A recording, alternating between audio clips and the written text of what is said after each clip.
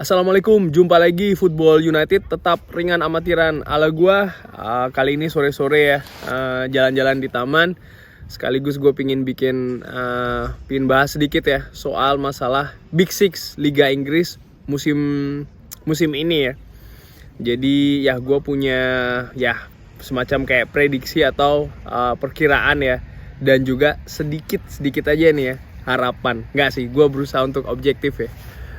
Jadi ya selama ini kan Big Six itu cukup kita nggak bicara soal masalah Big Six untuk tim Liga Inggris ya, atau tim di Inggris, nggak, cuma literally Big Six yang finish di 6 besar untuk musim kompetisi tahun ini ya, sampai dengan tahun depan ya, 2021 sampai dengan 2022 ya. Siapa aja nih? Nah, ringan amatiran ala gue aja nih ya. Gue berusaha untuk seobjektif mungkin nih. Ini gue akan bilang, tapi tidak menggambarkan urutan peringkat ya. Tapi paling tidak kalau menurut gue sih ya ke-6 tim inilah yang akan finish. Gue prediksi di 6 besar Liga Inggris 2021-2022 ya. Dimulai dari siapa lagi kalau bukan Manchester United ya. Kenapa? Karena gua ngelihat ada progres dari Ole Gunnar Solskjaer terutamanya ya, dan Manchester United, bagaimana dia bisa ya membuild up timnya ya dari individu yang ada. Dan musim lalu kan juga ya di start katakanlah 5-10 pertandingan awal masih bumpy ya.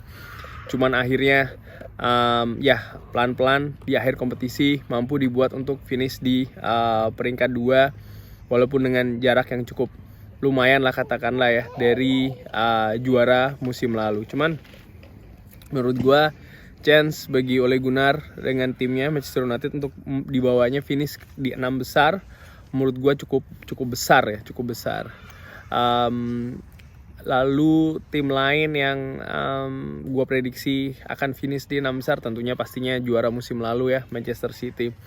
Ya, Manchester City menurut gue tetaplah Manchester City, squad kaya, squad mahal, plus Pep Guardiola. Memang pada saat musim ini, setidaknya sampai dengan saat ini dan kemungkinan besar juga ya inilah dia ya. Arti maksud gue begini, dari kesibukan di aktivitas transfer ya, tidak banyak yang dilakukan. Jack Grealish datang, memang banyak yang mempertanyakan kenapa tidak mendatangkan seorang pengganti striker Sergio Aguero ya, yang pindah ke Barcelona. Tapi gue juga sempat berpikiran seperti itu, but then gue berpikir lagi ya, musim lalu pun juga Sergio Aguero kan tidak bermain cukup banyak ya, dan kontribusinya juga sangat minim ya bagi Manchester City. Tapi tetap strategi yang dipakai oleh Guardiola mampu membawa Manchester City ini menjadi juara Liga Inggris, pun juga menjadi finalis Liga Champions ya. Dan menurut gue dengan kehadiran Jack Grealish bisa jadi akan yaitu tadi ya, mempertajam lagi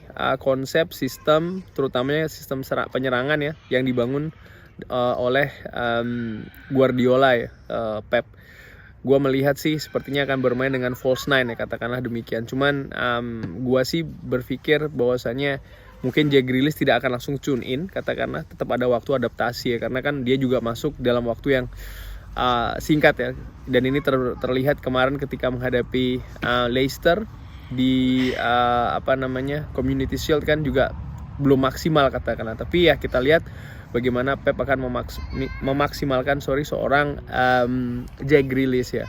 Untuk lini tengah menurut gue cukup solid Manchester City, pun juga lini belakang ya, dengan John Stones, Ruben Dias, dan juga 2 wingback yang mereka punya menurut gue sangat solid. Dan menurut gue Manchester City akan finish di 6 besar. Lalu siapa lagi? Liverpool ya. Walaupun secara subjektif gue tidak suka Liverpool ya, tapi menurut gue fakta bahwasanya Liverpool ini dalam 3 musim terakhir atau 4 katakanlah ini cukup konsisten berada di papan atas ya. Memang tidak banyak penambahan skuad yang didatangkan, utamanya didatangkan oleh Jurgen Klopp. Mereka kehilangan Georginio Wijnaldum yang pindah ke PSG. Ya so far menurut gue, dan penggantinya pun ternyata dia beli bukan pemain tengah ya, tapi menurut gue kan mereka punya seorang Thiago Alcantara yang musim lalu belum cukup maksimal ya. Dan gue prediksi sih dengan amatiran musim depan ya peran dari Alcantara ini akan semakin besar, katakanlah demikian ya. Musim lalu gue bilang sih musim adaptasi, katakanlah demikian ya, bagi seorang Thiago Alcantara ya. Skuad yang mayoritas sama dengan musim lalu sih menurut gue bisa jadi plus, bisa jadi minus ya. Artinya begini, mereka kan mengandalkan kolektivitas tinggi ya. Liverpool di depan, Firmansyah, katakanlah Firmino, Mane dan Salah menurut gue tetap ada di sana. Kembalinya Virgil van Dijk juga menarik ya untuk disaksikan. Apakah Virgil van Dijk akan kembali seperti performanya sebelum cedera ya? Karena menurut gue sih ringan amatiran ala gue ya, pengalaman juga melihat tidak banyak pemain ya setelah cedera parah lalu kembali lalu bisa mencapai level yang sama ketika pemain itu sebelum cedera ya. Tidak banyak, bukan berarti tidak ada ya, tapi ya mari kita saksikan bersama Virgil van Dijk. But anyway, gue prediksi Liverpool tetap akan ada di 6 besar ya. Siapa lagi? Chelsea juga gue prediksi akan ada di 6 besar. Murni karena ya skuad ini semakin matang, semakin baik ya. Terlihat ada progres yang cukup baik. Sepeninggal Frank Lampard digantikan oleh Thomas Tuchel. Ya menurut gue Thomas Tuchel so far ya, kalau kita ngelihat apa yang diraih akhir musim lalu, mampu memaksimalkan kapasitas pemain-pemainnya ya, pemain-pemain peninggalan dari Frank Lampard ya. Mereka ini mendatangkan seorang Romelu Lukaku, menurut gua cukup tepat ya, mengingat musim lalu ini memang lini depan ini merupakan lini yang lini yang bermasalah katakanlah bagi Chelsea ya. Mereka tidak punya seorang goal getter atau pemain depan yang mampu memaksimalkan peluang-peluang yang ada ya. Pun juga kualitasnya sih menurut gue juga ya oke, Timo Werner memang ada tapi flop musim lalu ya. Dan kayaknya sih Tuchel tidak ingin gambling untuk mengharapkan ya, mengandalkan kembali Werner musim ini, makanya mendatangkan Lukaku dengan amatiran ala gue. Tammy Abrahams juga ya levelnya belum ada di level pemain yang membawa juara lah, katakanlah seperti itu ya. Jadi menurut gua sih ya Giroud juga udah dilepas. Tapi menurut gua pemain-pemain yang ada Kai Havertz, Hakim Ziyech dan lain-lain menurut gua bisa jadi akan semakin terdevelop lagi ya musim depan ini bersama Thomas Tuchel. So Chelsea ada di list gua untuk finish di 6 besar ya. Lalu siapa lagi?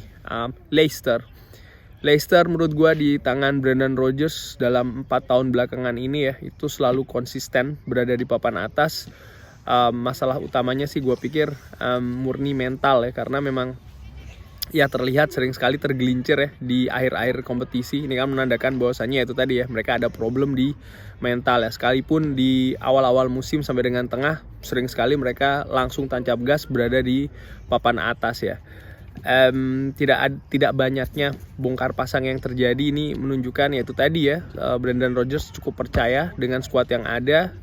Ya hanya gonjang-ganjing saja ya seorang James Maddison ini apakah akan diambil oleh Arsenal atau tidak, tapi feeling gua kok kayaknya kecil kemungkinan ya, but we'll see. But anyway, oh ya satu lagi Kelechi Iheanacho ya, dan menurut yang ya semenjak beberapa musim belakangan ini kan betul-betul sabar katakanlah ya, menjadi bayang-bayangnya Vardy. Bahkan setelah datangnya seorang Ayoze Perez ya, dia juga masih belum dipercaya katakanlah untuk tampil reguler. Tapi menurut gua sih ringan amatiran musim depan Kelechi Iheanacho akhirnya akan terbayar katakanlah kesabarannya. Sebenarnya sudah terlihat dari akhir musim lalu di mana dia cukup rajin ditampilkan, cukup rajin juga membuat gol ya. Menurut gua Leicester ini cukup solid in terms of teknis ya. Pelatihnya juga oke. Jadi ya Leicester ada di list gue yang gue prediksi akan ada di 6 besar ya. Nah yang menarik nih, tim ke-6 siapa? Ringan amatiran ala gue menempatkan Arsenal. Memang mungkin ada pro dan kontra ya, tapi gue melihat Arsenal ini masih punya peluang untuk menyodok ke papan atas ya, atau berada di 6 besar. Memang musim lalu mereka finish di luar zona Eropa, murni karena ketidakkonsistenan ya. Tapi menurut gua ketika mereka ini bermain katakanlah on form pemain-pemainnya ya, mereka ini bermain cukup luar biasa ya. Kalau gua melihat sih skuadnya cukup oke. Artinya kalau dibandingkan dengan kontestan yang lain ya, Ya Arsenal ini cukup punya peluang lah katakanlah ya. Mereka punya Thomas Partey walaupun masih cedera ya, dan masih dalam kondisi adaptasi. Mereka punya kualitas di depan, Aubameyang, Lacazette. Ya menurut gue mereka hanya tinggal butuh konsistensi saja sih ya. Mungkin untuk bersaing katakanlah untuk lebih tinggi lagi, menurut gue sih mungkin agak sedikit cukup berat ya, masih challenging. Tapi menurut gue ya mereka tetap punya peluang untuk berada di 6 besar ya. Musim ini adalah tahun kedua bagi Arteta melatih Arsenal. Dan menurut gue ya dengan waktu yang diberikan dan lain-lain, ini menurut gue ya bisa jadi Arsenal akan ya itu tadi ya, punya peluang untuk finish lebih tinggi daripada musim lalu ya, katakanlah demikian. Ya pemain yang didatangkan pun juga menurut gue cukup baik ya. Ben White, walaupun mungkin ya ada pro kontra harga mahal atau tidak, tapi menurut gue lini belakang memang salah satu lini yang katakanlah Arsenal ini cukup keteteran ya musim lalu.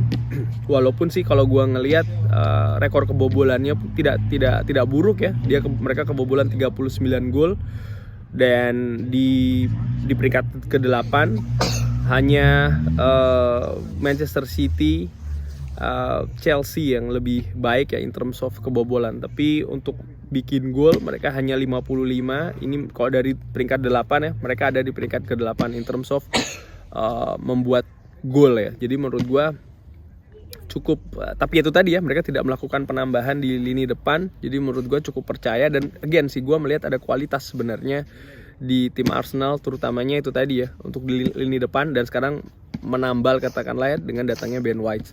Masih more Odegaard kalau jadi pastinya akan lebih memperkuat nih ya. Again hanya butuh konsistensi. Sekian kurang lebih perkiraan gua ya. Ada 6 tim, Manchester United, Manchester City, Liverpool, Chelsea, Leicester, dan juga Arsenal ya. Kalau ada pendapat lain bisa drop jangan lupa like, jangan lupa subscribe. Ikutin terus Football United, tetap ringan amatiran ala gua. Thank you.